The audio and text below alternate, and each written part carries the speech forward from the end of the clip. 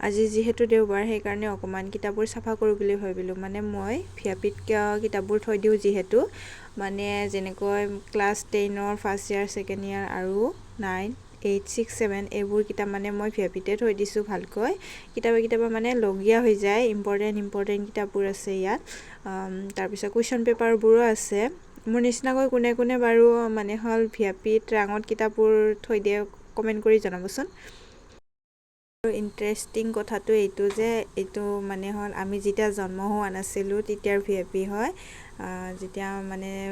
ফাদাৰে মাক প্ৰথম বিয়া পাতিছিলে তেতিয়াৰ হয় মানে শ্বিলঙত কিনিছিলে শ্বিলঙৰ হয় এইটো দেই ভিআইপিটো